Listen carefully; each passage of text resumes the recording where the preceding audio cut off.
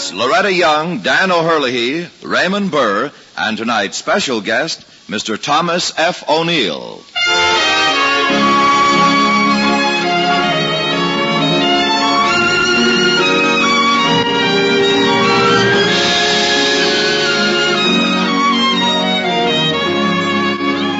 From Hollywood, the Mutual Network, in cooperation with Family Theater, presents Hound of Heaven, starring Dan O'Hurley and Raymond Burr.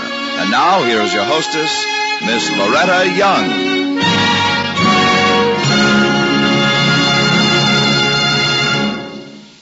Thank you, Tony Lafrano.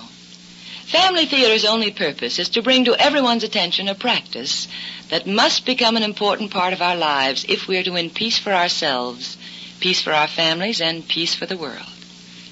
Family Theater urges you to pray. Pray together as a family.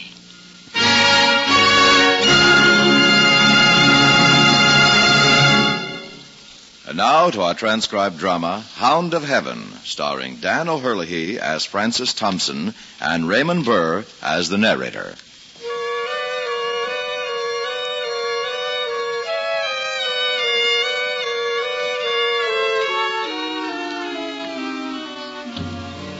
I fled him down the nights. Yes, you fled him. You eluded him. I fled him down the nights and down the days. Yes, you twisted, turned, tried to escape. From those strong feet that followed after. But did you ever really escape him?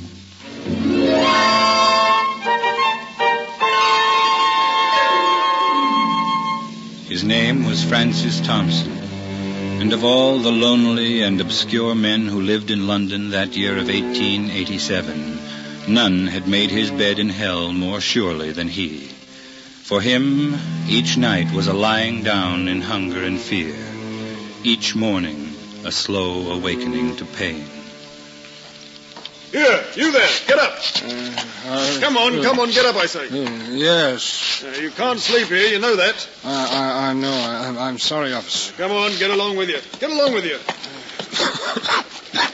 For Francis Thompson, waking upon the Thames embankment, each morning was a slow return to pain. A remembrance of dreams made hideous by fear, twisted by hunger. Dreams of delirium shot through with dying stars and the river's mist. Dreams that always had their ending somewhere at the broken edge of the world, with the nightstick prodding his chest. The agony of waking to another day. And then, as he would get to his feet, brushing the dirt and matted leaves from his coat, pulling it tight about him against the fog, London, too, it seemed, returned to life, with the first cab in the street, clop-clopping by. The first mackerel peddler crying his wares, with the first farmer's cart piled high with Surrey hay, and the whistling of the Edinburgh Express coming down from the northern hills.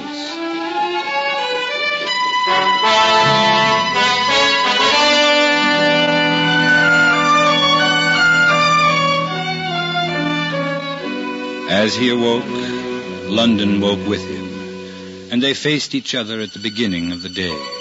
The man of bone and flesh against the city of stone. The man with the tired heart driving his broken knuckles against the stone which never yielded. Each day began as another, a halfpenny for a mug of tea, twopence for a stale loaf of bread, a furtive search for an old rag, a wadded newspaper to line his shoes, and then the long tramp in search for work. Pardon, sir, would there be a place for me somewhere? Sorry, no work today. Would you be needing a man? Sorry, we have all the help we need.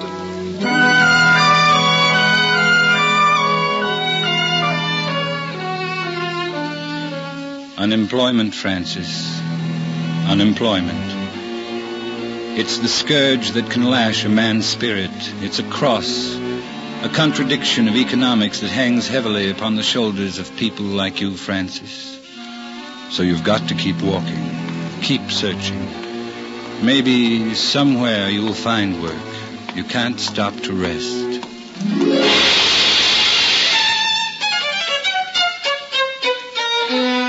Now, turn down this street. Now there. Sorry, no work for you. Try the greengrocer across the street. Sorry, no work for you. Perhaps the wine shop. Try that. I'm sorry, no work for you. The warehouse. The warehouse. Sorry, no work for you.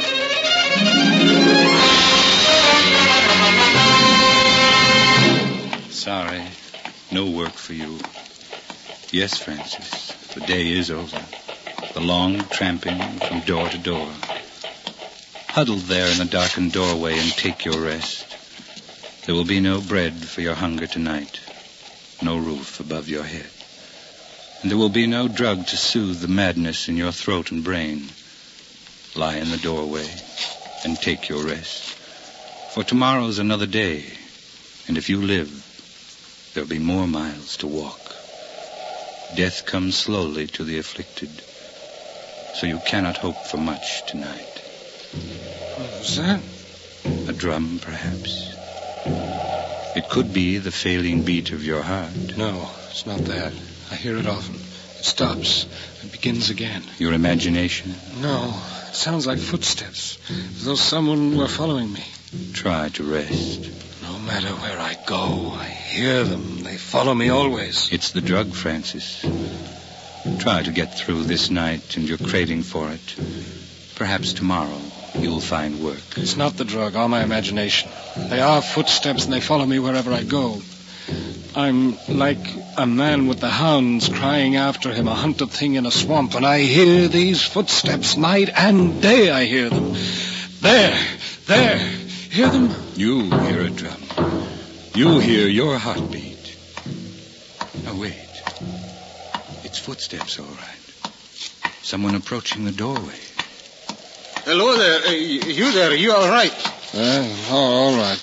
Why, laddie, you shouldn't be lying here in the doorway. You'll catch your death of cold. Here, let me help you. All right, I say. Are you? I tell you, laddie, this is a bad night for a man's body and soul. What right have you to talk about bodies and souls? Walk the right of one human being to another, laddie. Look, my friend, you mean well, and for that I thank you, but I'm sick, I'm tired, and I'm hungry. Lad, I know you're sick. I know you're alone. That's why I'd like to help you. What do you mean? Help? I want you to come home with me. My name's McMasters. I'm a cobbler by trade, and I can put you to work if you want a job. Work? You'll owe me nothing, lad. Nothing at all. Why should you do this for me? Why shouldn't I, lad? If the situation were reversed, it's you who'd be reaching out your hand to me.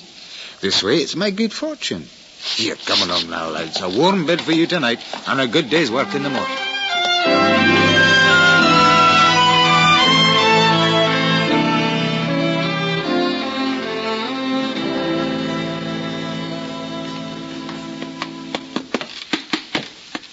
Hello, Francis. How goes the work? Not so well, Mr. McMasters.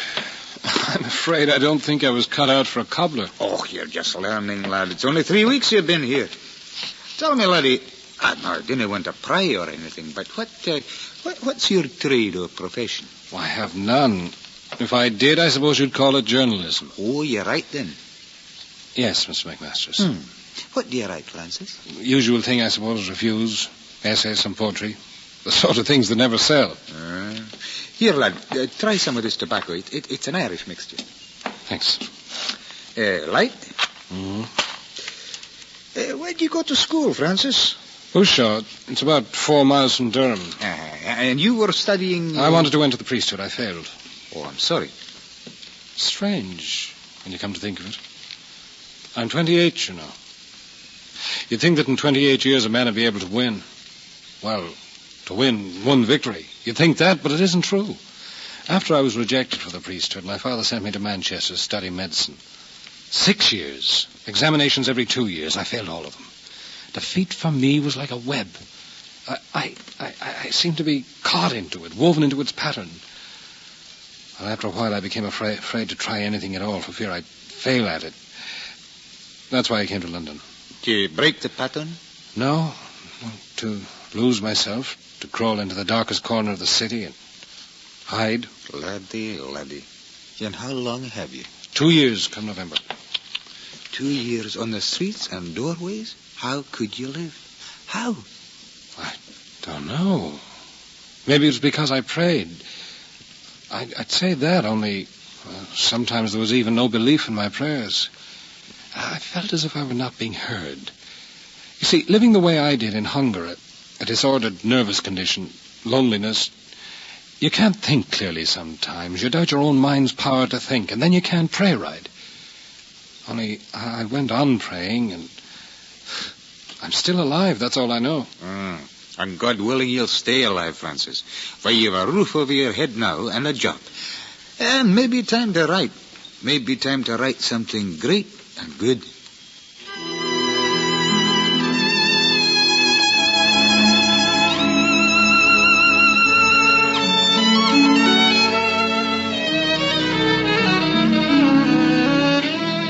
It would be a pleasant thing to be able to say that Francis Thompson settled down to an ordered life and turned out a great work of literature, that he rewarded his benefactor in some generous way.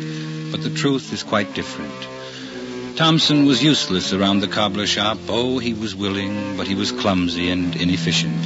He scribbled verses when he should have been working, and his few earnings were spent to satisfy the craving for opium which constantly tortured him. He spent 3 months with McMasters, and then one day he disappeared. McMasters waited for him to return that night. He waited many nights as the autumn months passed into winter, but Francis Thompson never came back. Of the many McMasters had befriended and given jobs, Thompson alone proved a disappointment. He was my only failure, McMasters wrote. He was my only failure. Here, you. Where do you think you're going? Huh? Hey, now stay away from that church. There's other places. I wasn't going in. All drunk and dirty and... Yeah, no, going to crawl into that church where it's warm, eh? Thought no one would see you. Now, go on, get on your way. The church? Yes. Yeah, now get along, I say. Yes, that's where I can go. Oh, here, you. You come along with me. I'll take you to the place... Here, where are you going? Come on back.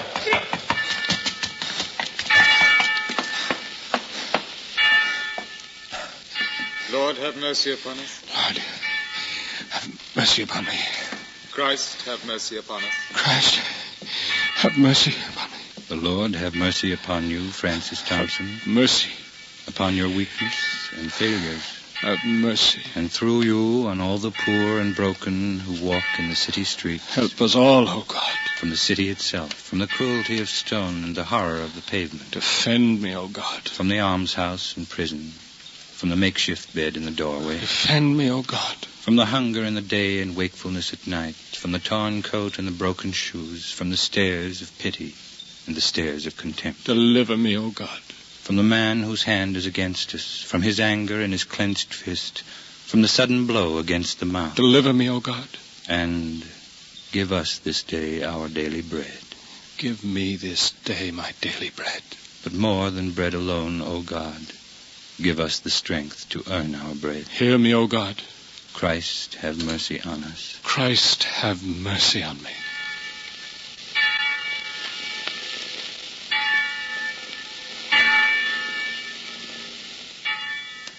Time to go, Francis. The church is empty. The sexton is putting out the candles one by one. I can't go. If I leave, I'll forget how to pray. You must. Where? Somewhere. A doorway, perhaps. There's that grain warehouse in Cock Lane, if you could force a window. No, the rats. There's always the embankment. It's snowing. Then what? I don't know. Perhaps this is the end of all my running. Death. Death comes slowly to the afflicted. But not to me. A loaf of bread, a mug of coffee, and 4 days? The dizzy spells, fever, cough.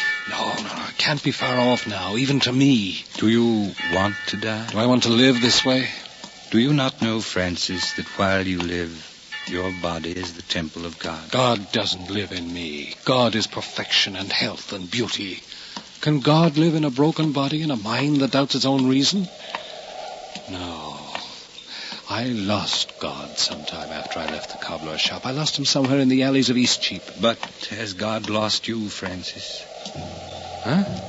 Has he lost you? If I deny him, how can he find me? Listen. Do you hear that? The footsteps? The footsteps of the hound.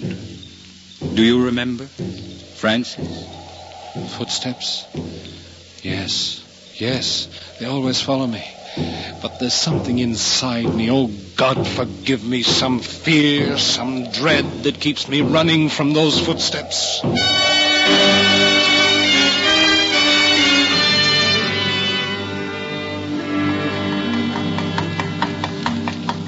Hello. Oh. What's wrong? What you running for? It's nothing. Well, find it. Please, somebody help me. Help me, please.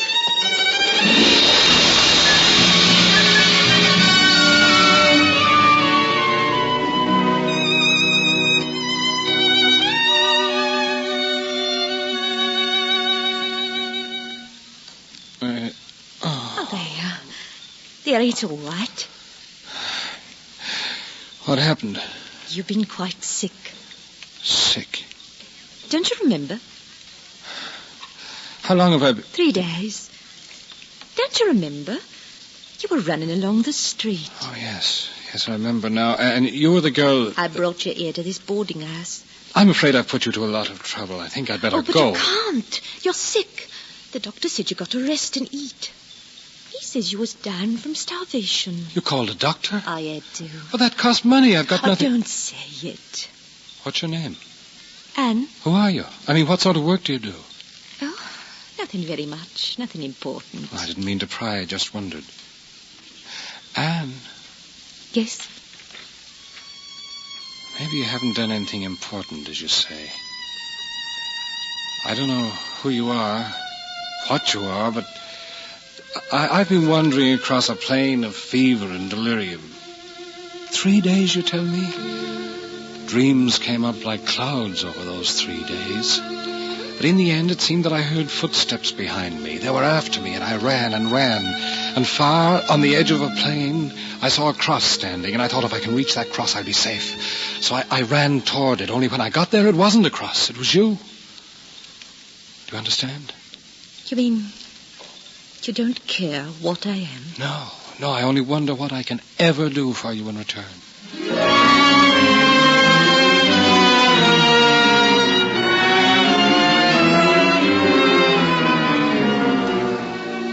And so, once again, through the kindness of a stranger, this time an outcast much like himself, the healing of Francis Thompson began. To him, this girl gave of the little she had, food, clothing, encouragement, but more than that, an ease from loneliness. To her, he gave things unknown in her life, tenderness and reverence and respect. And then at last, Francis Thompson began to write. The Passion of Mary, a poem. Paganism, old and new, an essay. 2 things finished, actually finished. It's hard to believe that I had the power, the sheer mental power to work them through.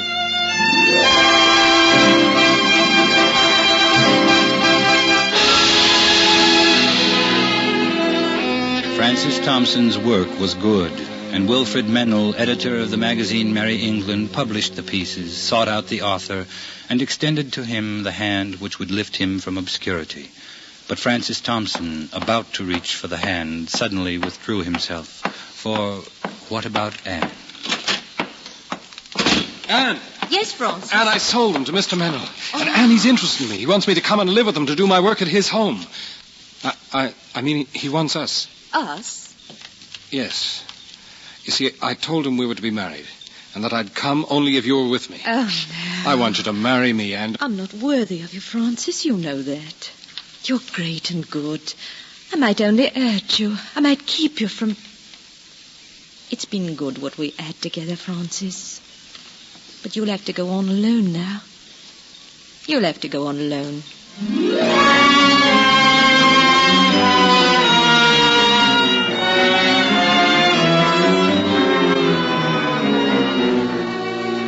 So the girl who had lifted him from the streets vanished from his life. All that day he searched for her, all the next and the next, but she had disappeared.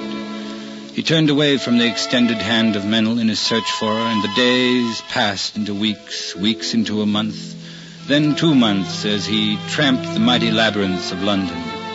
But he never found her. Among the millions of faces he looked into, none was hers. And then at last, one day, sitting on a bench in Covent Garden, barren from the grief that had drained him, he heard the familiar sound of footsteps. Francis? Yes? She's gone. You'll never find her again. I know. And now there's nothing left. Nothing but the footsteps. Do you hear them? I hear them. Think back, Francis, think back. Isn't it strange how each time you've cried, each time the horror of life has risen up to crush you, you've heard the footsteps? Yes. Each time I've lost the sense of God, I've heard them. Only in those times... I begin to hear them faintly, when my faith grew weaker, and my prayers. And then at last, when I had lost the sense of God, they beat like thunder in my ears. As they are beating now? Yes. And as they beat the night Anne came to you? Yes. And the night McMasters found you? Yes, yes. What are you driving at? Don't you know? Think, Francis. Think. Is it possible you could touch God by the hand and not know it? Hound of Heaven. The footsteps of God in Charing Cross. No matter where I fled, they followed. Down the nights and days, the twisted lanes and passageways of all London, down the years and months and days, they followed. God's love pressing in on me when I denied him. God's love hounding me through the swamps of despair. God who wouldn't let me go even though I had denied him. God looking at me out of her eyes and touching me with her hands. Yes, I know now. I know. These footsteps... Then search out your soul, Francis, and put what you find into words.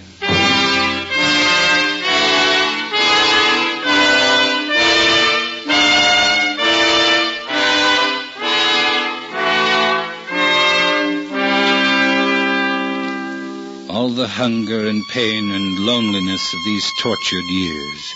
Write it, Francis. I fled him down the nights and down the days. I fled him down the arches of the years. I fled him down the labyrinthine ways of my own mind. And in the mist of tears, I hid from him.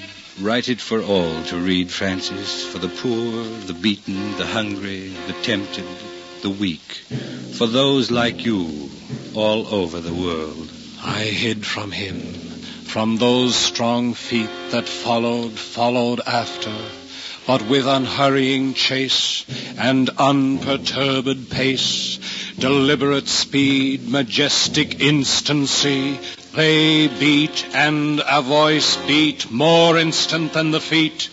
All things betray thee who betrayest me. Put into words the streets and the sleepless nights, the cold sweats and the agony of thought.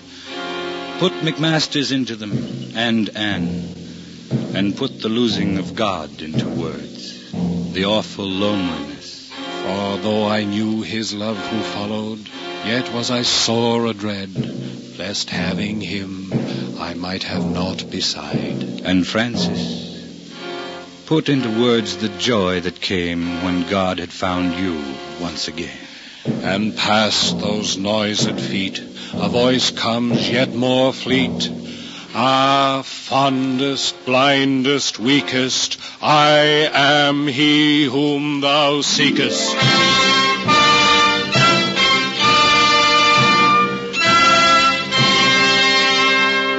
Yes, Francis, put all this into words that others may draw courage from them and find their way to peace.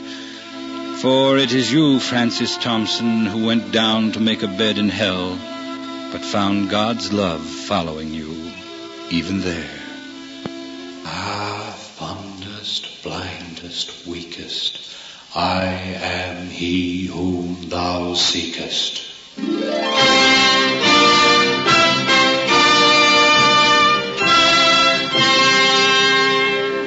And so Francis Thompson, who today ranks among the great poets, went on to build a new life for himself, aided by the kindness of the Mennel family, went on to complete The Hound of Heaven, and give the world one of the most inspiring poems of all literature, the story of God's love and mercy.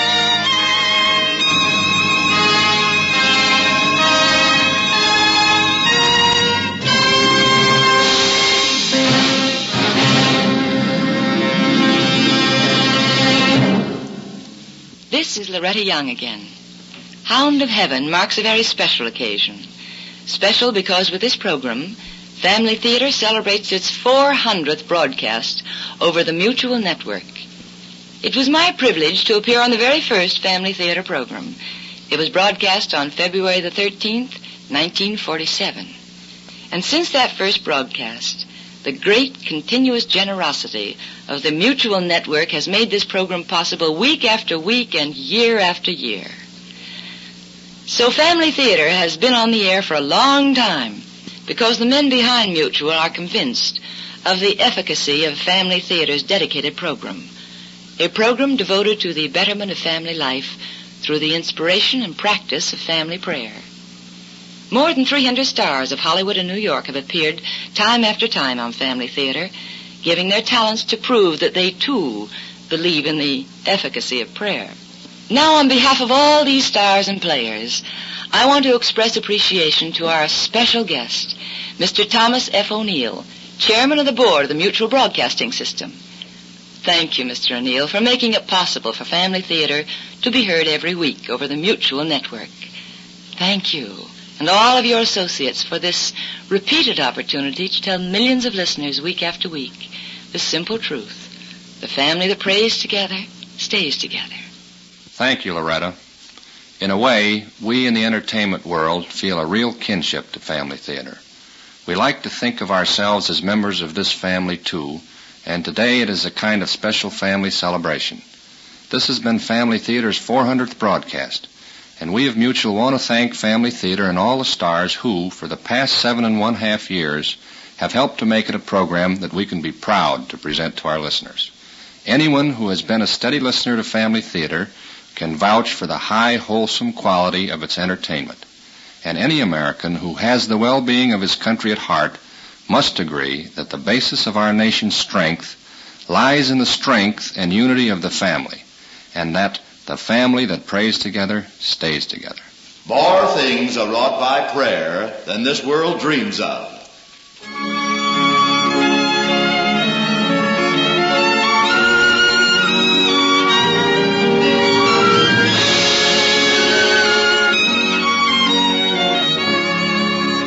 From Hollywood, Family Theater has brought you Hound of Heaven, starring Dan O'Hurley and Raymond Burr. Loretta Young was your hostess, and Mr. Thomas F. O'Neill, chairman of the board of the Mutual Broadcasting System, was our special guest. Others in our cast were Gene Bates, Ben Wright, and Richard Peel. The script was written by Frederick Lipp and was directed and transcribed for Family Theater by John T. Kelly, with music composed and conducted by Harry Zimmerman. This series of Family Theater broadcasts is made possible by the thousands of you who feel the need for this type of program, by the Mutual Network, which has responded to this need, and by the hundreds of stars of stage, screen, and radio who give so unselfishly of their time and talent to appear on our Family Theater stage. To them and to you, our humble thanks. This is Tony Lofrano expressing the wish of Family Theater that the blessing of God may be upon you and your home, and inviting you to be with us next week when Family Theater will present The Cliff, starring John Lunn. Debbie Reynolds will be your hostess. Join us, won't you?